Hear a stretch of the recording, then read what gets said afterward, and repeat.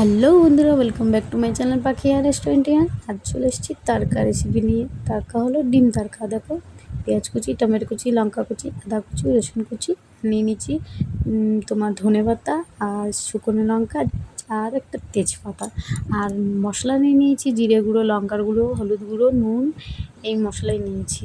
আর দেখো, দুটো ডিম আমি তেল দিয়ে বেশ ফাটিয়ে অল্প নুন দিয়ে ভেজে উঠিয়ে রেখে নিয়েছি। রেখে দিয়ে দিলাম কড়াইয়ের মধ্যে সর্ষের তেল, আর ফোড়নে দিয়ে দিলাম তেজপাতা, শুকনো লঙ্কা, পেঁয়াজ কুচি, লঙ্কা কুচি দিয়ে এভাবে নেড়ে নেবো অল্প। তারপরে ভাজার পরে দেখো দিয়ে দিলাম রসুন কুচি, আদা কুচি। আদা কুচি দেওয়ার পরে ভালোভাবে নেড়ে চেড়ে নিতে হবে। এভাবে নেড়ে নেড়ে আমি লাল লাল করে ভাজবো। আবার তারপরে দিয়ে দিলাম টমেটো কুচি। টমেটো কুচি দেওয়ার পরে টমেটো কুচিগুলোকেও আমি ভালোভাবে ভেজে নেবো কিছুক্ষণ থেকে, একদম যতক্ষণ না লাল লাল হয়ে যাচ্ছে ততক্ষণ আমি ভাজবো। দেখো লাল লাল হয়ে গেছে প্রায়, আমি ভেজে নিচ্ছি। তাকে ভালোভাবে ভাজবো। আর এখানে মশলাগুলো দিয়ে রেখেছিলাম, সব মশলাগুলো দিয়ে দিলাম। মশলাগুলো দিয়ে ভালোভাবে ভাজবো। এখানে আমার গরম মশলা গুঁড়োও দেওয়া আছে, আমি বলতে ভুলে গিয়েছিলাম আর কি। তো দেখো ভালোভাবে মশলাটা ভেজে নিলাম, আর অল্প দিয়ে দিলাম জল।